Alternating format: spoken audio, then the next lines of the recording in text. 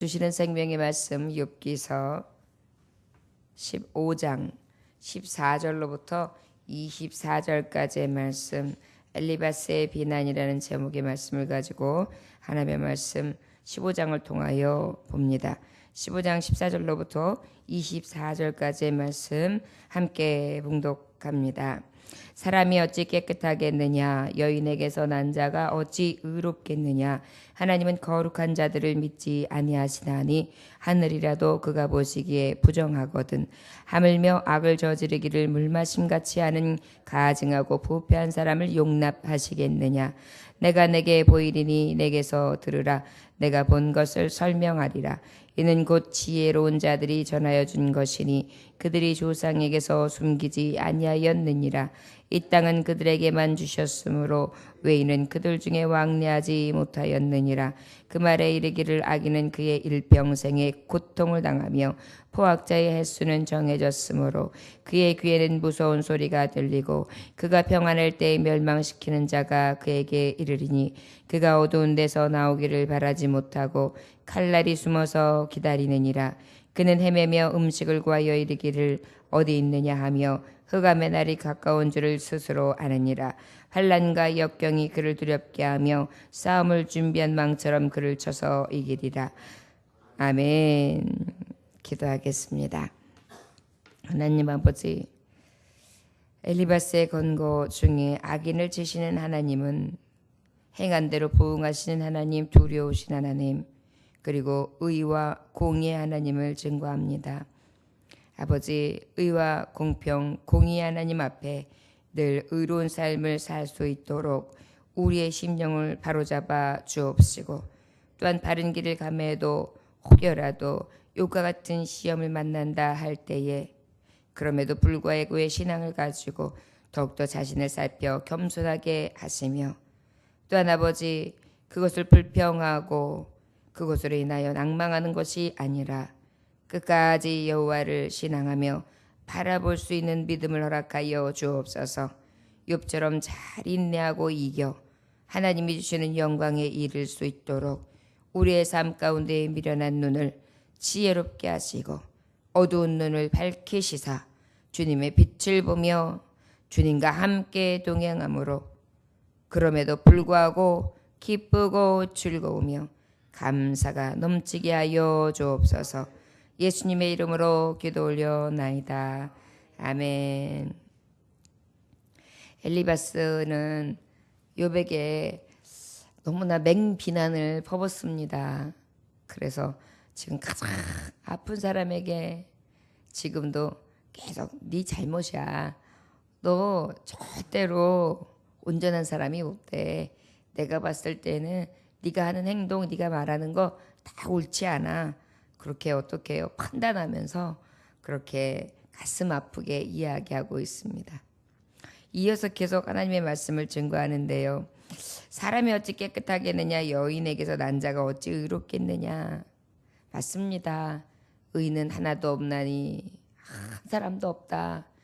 정말 하나님 보시기에 의로울 자 없지요. 이것은 가장 원론적이고 또한 진리에 타당한 말씀을 엘리바스의 입술을 통하여 전하는 것은 맞습니다. 하나님은 거룩한 자들을 믿지 아니하시나니 하늘이라도 그가 보시기에 부정하거든.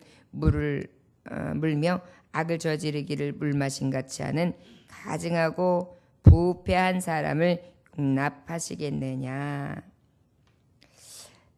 지금 하시는 말씀이 다 틀리는 말씀이 아니죠. 앞에 보면 욥도 14장 4절에 분명히 고백했거든요. 누가 깨끗한 것을 더러운 것 가운데서 낼 수 있으리까? 하나도 없나이다. 분명히 욥은 사람이 의로울 자 있다고 한 거 봐도 없고, 그렇다고 해서 자신도 그럼에도 불구하고 자신은 완전하며 그럼에도 불구하고 나는 온전하다 그렇게 말한 바는 아니에요. 그렇지만 지금 친구들이 말하는 것처럼 그렇게 큰 죄를 범하고 또 하나님이 화를 내셔서 진회불이 막 끌어올 만큼 그러한 죄로 인해 내가 지금 진노를 사서 화를 당할 만한 그러한 죄는 없는 바. 그래서 내가 하나님 앞에 지금 묻고 또 묻되 미련한 사람의 말을 듣기보다 진정으로 내가 회개할 것이 있으면 하나님이 내게 말하셔서 가르쳐 주시기를 원한다 그랬거든요.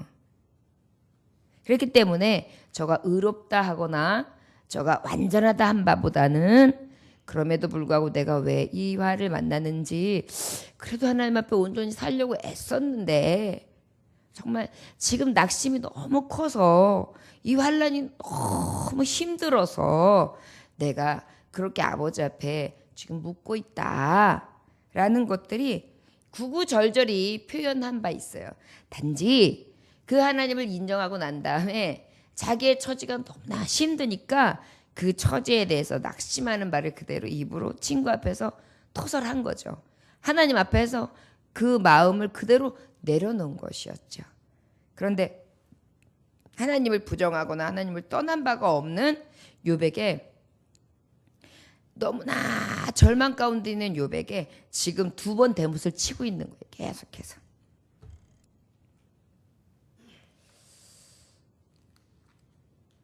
그 다음에 또 말씀해 보니까 17절부터 19절까지의 말씀 뭐라고 또 계속해서 엘리바스가 비난하느냐면 내가 내게 보이리니 내게서 들으라. 내가 본 것을 설명하리라. 이는 곧 지혜로운 자들이 전하여 준 것이니 그들이 조상에게서 숨기지 아니하였느니라. 이 땅은 그들에게만 주셨으므로 외인은 그들 중에 왕래하지 못하였느니라.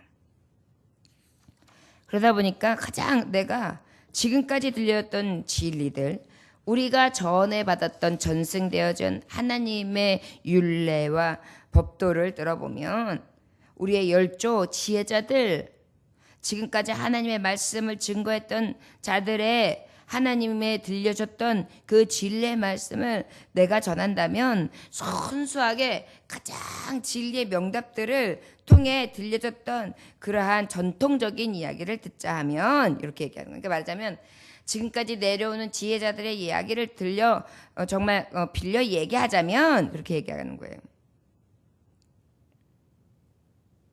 바로 사람은 부패해 있다.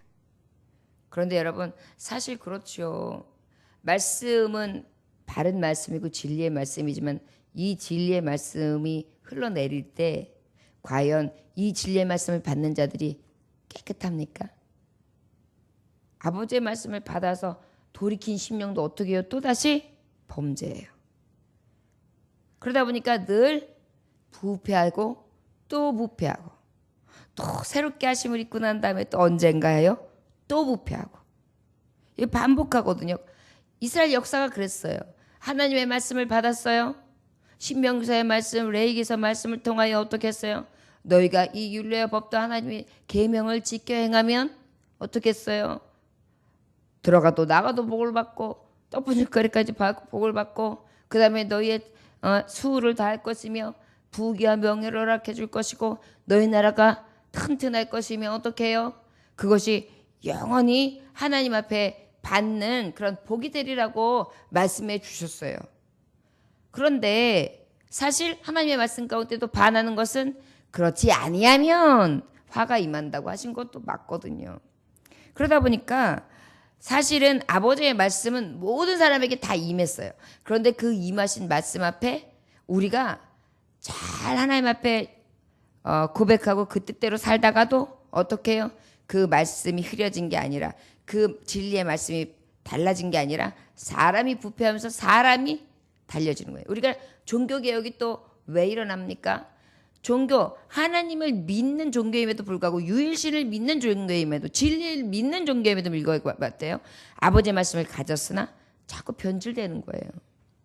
이게 인간의 부패성으로 통해서 오는 거거든요. 그러다 보니까 사실은 지금 엘리바스는 이 진리의 말씀, 이 지혜의 말씀이 전해지는 바 하고 얘기하지만 이 지혜의 말씀이 있다 할지라도 사람은 전적으로 날마다 부패하고 나라도 부패하고 교회도 부패하고 제사장도 부패하고 착한 자 선한 자도 부패하고 다 항상 부패하는 것을 우리는 볼 수 있습니다. 진리를 전한다고 하는 이도 마찬가지로 그 지혜의 말씀은 여전히 불변하게 전하고 있지만 그럼에도 불구하고 그 전하는 바에 있는 자들도 항상 어때요? 부패한 것은 마찬가지라 할 수 있지요. 근데 특별히 이것이 늘 변질되는 데 있어서 주님도 이렇게 말씀하시거든요. 마태복음 15장 3절에서 6절에 보니까 너희는 어찌하여 너희 유전으로 하나님의 계명을 범하느뇨 하나님이 이르렀으되 내 부모를 공경하라 하시고 또 아비나 어미를 회방하는 자는 반드시 죽으리라 하셨거늘 너희는 가로되 누구든지 아비에게나 어미에게나 마귀를 내가 드려 유익하게 할 것이 하나님께 드림이 되었다고 하기만 하면 그 부모를 공경할 것이 없다 하여 너희 유전으로 하나님의 말씀을 폐하는도다. 아버지의 말씀을 내 부모를 주 안에서 공경하라 계명을 주셨어요. 그래서 그 계명을 지켜야 됨에도 불구하고 아버지 앞에 드려지는 이 율법 안에 유전을 드린다는 핑계로 말미암아 어떻겠습니까? 공경하는 것을 피하고 그 어머니 아버지에게 물식양면으로 효도해야 되는 것을 아주 기가 막히게 머리를 쓰면서 지혜자의 말을 빌어서 싹싹 넘어갔단 말이에요. 그것이 바로 인생이죠. 그러다 보니까 이 엘리바스의 권고 맞습니다. 이 엘리바스도 지켜야 되는 바고 우리도 지켜야 되는 바고 그 다음에 듣기 전에 이 욥도 아버지의 말씀을 그대로 지키는 바가 올바라요. 하지만 그 말씀이 어때요? 말씀은 완전한 반면에 지키는 우리가 늘 부패하지요. 그리고 또한 우리가 들려져 내려오는 여러 가지 이야기들도 항상 어때요? 바뀌어요. 여러분 나라의 법이나 법전 이런 것들도 이 시대에 따라 변하잖아요. 그래서 어떻게 해요? 법조문을 바꿀 때에 그 법에 많은 사람들이 회의를 거쳐서 상정을 하면 그것이 이제 법안들이 통과되는 과정을 거치고 난 다음에 땅땅땅 하면서 시대에 맞춰서 변하잖아요. 예를 들자면은 그 부부의 법 중에서도 어때요? 그것이 폐지됐잖아요. 무엇이 폐지됐죠? 간음하는 것. 예. 그러다 보니까 이런 것들을 폐지하는 데 있어서도 시대가 변하면서 바뀐단 말이에요. 사실 변질된단 말이에요. 그런데 하나님의 법은 어때요? 늘 또 변함이 없어요. 그럼에도 불구하고 그 진리의 말씀 앞에 사람이 변하죠. 이것은 지금 엘리바스가 전하는 것과 하나님의 말씀은 일맥상통해요. 하지만 문제는 뭐냐 하면 이 말이 욥에게 해당 사항이 아닌 거예요. 사실은요 우리가 참 굉장히 어제도 말씀했지만 조심해야 될 게 사람을 판단하는 눈이에요. 내가 보기에는 옳은 것 같지만 하나님 보시기에 강한 것도 있고 아닌 것도 있거든요. 우리가 그 레미제라블의 죄와 벌 이런 부분에 보면은 배고파가지고 빵그름 치다가 그것으로 인해서 큰 죄를 쓰고 감옥 생활을 하는 그런 내용들이 있어요. 근데 사실은 배고픈 게 죄인가요? 빵을 훔친 거는 죄예요. 만약에 그것을 용인한다면 무법천지가 되겠죠. 하지만 어때요? 그것을 얼마든지 사랑으로 빵 한 조각을 주면서 다시는 이런 일 행하지 마라. 그렇게 배가 고팠어. 이렇게 해줄 수도 있었어요. 그 어린아이에게. 그런데 어때요? 그것을 바로 법정으로 데려가서 굉장히 그 가난한 자에게 불이익을 주는 큰 죄의 형을 받게 함으로 불행한 삶을 만나게 하잖아요. 그러니까 우리가 봤을 때에 이러한 것들도 어찌 보면 판단할 것이 아니라 오히려 그의 삶을 불쌍히 여기는 눈으로 본다면 거기에 대해서는 어때요? 죄에 대한 상응하는 벌을 줄 만한 것이 아니라는 것이죠. 그러니까 우리가 눈으로 봤을 때는 아주 벌이다. 저건 마땅한 거야 라고 생각할지 모르지만 그 안을 들여다보면 마땅한 게 아닐 수도 있는 거예요. 하나님 보시기엔 야 저렇게 정말 빵 한 조각 먹을 수 없어서 저렇게 훔치는 아이가 있다면 지금 그 빵집에 빵이 많아요. 그러면 그 중에 하나 먹다 남은 빵 하나를 더 줄 수 있지 않을까? 이게 사실 하나의 법 아닙니까? 가난한 자에게 먹을 것을 주는 거. 그러다 보니까 우리의 판단은 사실은 옳은 판단이 아닐 때도 있어요. 그런데 감히 모든 사람의 삶을 진리의 말씀, 무오하시고 완전하신 말씀이나 그 속에 하나님 마음이 담겨있는 마음을 배제한 채 사람이 누는 판단의 저울만 가지고 전한다면 거기는 굉장히 아픔을 주고 그 다음에 고통을 줄 수 있는 것이 있습니다. 그래서 우리가 교회에서 특별히 성도들을 대할 때 그게 굉장히 중요해요. 가난한 분은 가난한 삶 자체를 우리가 굉장히 사랑하는 눈으로 이렇게 봐주지 않으면 금세 정죄예요. 왜냐하면 그 일로 인해서 죄를 범하는 게 많아요, 여러분. 가난함으로 인해서 죄를 범하게 되는 일이 많다고요. 부유한 자보다 많을 수 있어요. 그러다 보니까 딱 보면 보이거든요, 잘못된 게. 그럴 때 그것을 판단하기 시작하면 오히려 우리가 우리의 눈으로 판단한 것이지 하나님의 눈으로 봤을 때에 이 진리의 말씀을 봤을 때에 도둑질하지 말아라, 간음하지 말아라, 마음에 다른 것을 탐하는 것도 죄다, 이렇게만 딱 법률적으로만 보고 진리의 말씀에 딱 골자로만 보면서 하나님의 마음을 살피지 못하면은 우리가 죄를 범하기가 딱 좋아요. 이게 바로 바리새인과 서기관이 지은 죄거든요. 마치 바리새인과 서기관처럼 지금 이 엘리바스는 요백에 상처받고 지금 아주 자기 스스로도 일어날 수 없는 아픔을 겪고 있는 형제에게 그렇게 지금 이야기하고 있는 거예요. 20절에서 24절에 보니까 그 말에 이르기를 악인은 그의 일평생의 고통을 당하며 포악자의 횟수는 정해졌으므로 그의 귀에는 무서운 소리가 들리고 그가 평안할 때 멸망시키는 자가 그에게 이르리니 그가 어두운 데서 나오기를 바라지 못하고 칼날이 숨어서 기다리느니라. 그는 헤매며 음식을 구하여 이르기를 어디 있느냐 하며 흑암의 날이 가까운 줄을 스스로 아느니라. 환난과 역경이 그를 두렵게 하며 싸움을 준비한 왕처럼 그를 쳐서 이기리라. 악인에 대해서 또 말씀하고 있는 거예요. 악인은 일평생 고통을 당하며 포악자의 횟수는 정해졌다. 악인은 하나님 앞에 보응을 받아. 그럼 결론은 뭐예요? 너 악한 자야, 분명히. 너 지금 분명히 회개할 게 있어. 계속 그렇게 촉구하고 있는 거예요. 그저 지금 그냥 지물을 득득 긁으면서 몸이 괴로워서 어떻게 할 줄도 모르고 있는 사람한테 그 다음에 그냥 아버지 앞에 그래도 원망하지 않고 불평하지 않고 믿음을 지키려고 애쓰고 그냥 이를 악물면서 자신의 고통, 자녀들이 죽은 고통을 그저 감싸 안고 가슴에다 물으면서 그저 하나님 주시니도 여호와, 취하시니도 여호와십니다. 그저 내가 가지고 있었던 모든 걸 다 잃고도 그걸 다 안고 그저 아버지 앞에 믿음을 지키면서 이 하나님 생명이 있는 한 동안 하나님이 부르시기 전까지는 내가 어찌할 수 없는데 지금이 수월입니다. 하나님, 내가 지금 잠깐의 때를 살면서도 정말 죽을 것 같고 평화가 안식이 없는 상황입니다. 그러면서 어때요? 그저 지금 그냥 어쩔 바 모르게 그렇게 하고 있는 상황이거든요. 여기다 대고 너 악인은 정해져 있어. 포악한 것에 대한 결과는 정해져 있는 거야. 그러다 보니까 귀에는 무서운 소리가 들리지. 그러다 보니까 평안할 때 멸망시키는 자는 그 평안이 아니야. 이제 결국은 멸망이 다가오는 거야. 그 악인은 어두운 데서 나오기를 바라지도 못해. 칼날에 숨어서 기다리지.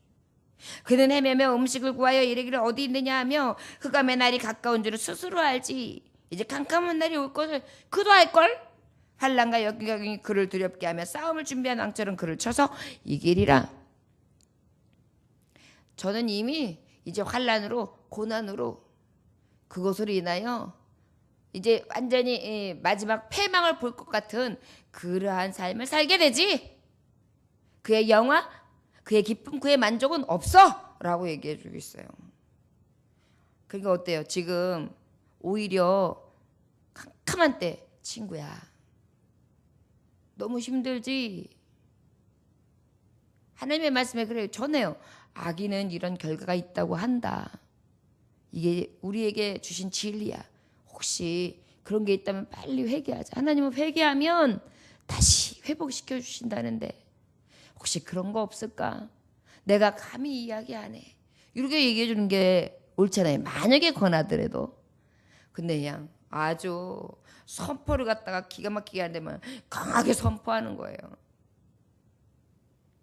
사람은요, 죄를 만약에 설령 졌다고 해도요, 이런 식으로 맹 비난하면요, 악감이 생겨요. 내가 죄인이라도요. 그런데 지금 의롭게 살려고 했었던, 그리고 가장 잘 알고 있었던 친구가 이렇게 정죄하고 있으니 마음이 어떻겠어요? 저 여러분, 형제들이나 또한 우리의 지인들, 이웃들, 가까운 분들, 그리고 우리 교우들에게 우리가 정말 더 조심해서 그렇게 권면해야 될 것 같습니다. 특히 서러움 가운데 있는 분들, 특히 아픔 가운데 고통 중에 있는 분들에게 말이라고 해서 다 하는 것이 아니고 말씀을 전하는 건계라고 해서 다 하는 것이 아니라 조심하고 또 조심하며 말하기는 더디하고 듣기는 속히 해주며 그리고 마음을 살펴서 위로와 사랑으로 덧대어 그렇게 함께 해줘야 된다는 것을 우리는 말씀을 통하여 깨닫습니다. 딱 봐도 죄는 분별돼요. 딱 봐도 아는 것은 알아요. 그러나 아는 것과 또 우리가 분별되어지는 것하고는 다릅니다. 그럼에도 불구하고 원수까지라도 사랑하라 하셨고 저들의 죄를 사랑으로 덮어주라 하신 하나님이 말씀을 기억함으로 우리는 참기를 가는 자들입니다. 입의 말들이 사랑으로 그리고 입의 말들이 그리고 덮어주는 말들로 그리고 용기를 주는 은혜의 건개의 말들로 늘 우리가 다가갈 수 있기를 원합니다. 그런데 우리도 모르는 사이에 악한 말이 나와요. 저도 모르는 사이에 판단하고 제 판단한 것이 단 줄 알고 자꾸 교만해집니다. 오늘 이 시간에도 이 말씀을 주시면서 내가 엘리바스처럼 살기도 하고 내가 때로는 욥처럼 그런 일들을 당하기도 하지요. 그럴 때 우리가 욥처럼 이런 말들 가운데에도 끝까지 믿음을 지키며 오히려 나를 살피기를 위하여 간구하고요.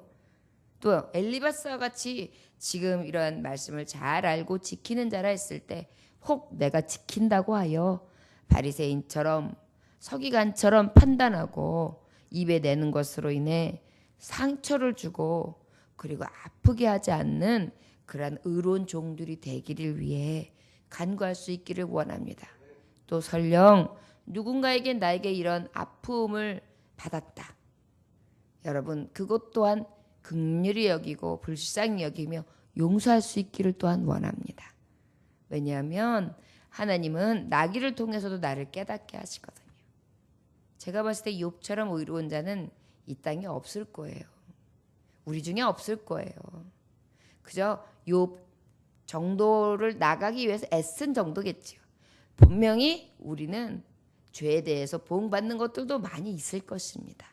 그런 것들을 하나님 앞에 토설하고 또 아버지 앞에 은혜를 입어 회개하고 주님의 뜻 받들어 나아갈 수 있는 아버지 보시기에 그래 그래도 몸부림치는 너 의롭게 살려고 애쓰는 너 내가 귀하게 여긴다 라고 하는 인정하심을 얻을 수 있는 저와 여러분들 되시기를 주의 이름으로 축원합니다. 기도하겠습니다. 하나님 아버지 오늘도 주님께서 아버지의 말씀으로 건개해 주시니 감사합니다. 의인은 하나님 앞에 두려울 것이 없겠지만 악인은 하나님 앞에 늘 두렵지요. 주님, 우리가 어찌 아버지 앞에 온전하다 하여 두려움 없이 설 자가 있겠습니까? 그저 하나님의 은혜이지요. 아버지, 오늘도 은혜 입은 자들이 예배를 드립니다. 이 예배가 혹시 형식적이거나 의무적이어서 성경에 있는 탕자 반하는 마다들처럼 그저 나는 했다, 나는 드린다, 아버지 뜻대로 산다 하여 오히려 아버지의 마음을 모른 채 탕자를 판단하고 입으로 또한 죄를 정죄하는 그러한 죄를 범하지는 않는가 다시 한번 살필 수 있기를 원합니다.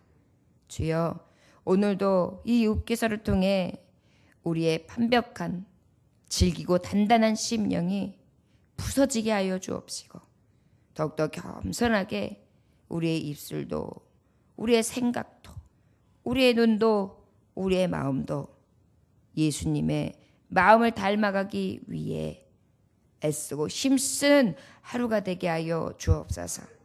오늘은 또한 주님의 귀하신 날 전도하는 날입니다. 아버지, 우리의 입술, 우리의 행함, 우리의 섬김을 통하여 천하보다 귀한 영혼이 돌아오기 원합니다. 주여, 만날 만한 자 만나게 하시고 돌아올 만한 자 돌아올 수 있도록 우리의 미련한 아버지 이 전함을 통하여 열매 맺을 수 있도록 축복하여 주옵소서. 눈동자같이 살피시옵시며 악한 객에 일절 틈타지 못하도록 마귀의 건세에서 멸하여 주옵시고 오직 하나님의 능력과 이름과 사랑만이 충만할 수 있는 한 날이 되게 하여 주옵소서. 예수님의 이름으로 기도 올려나이다. 아멘.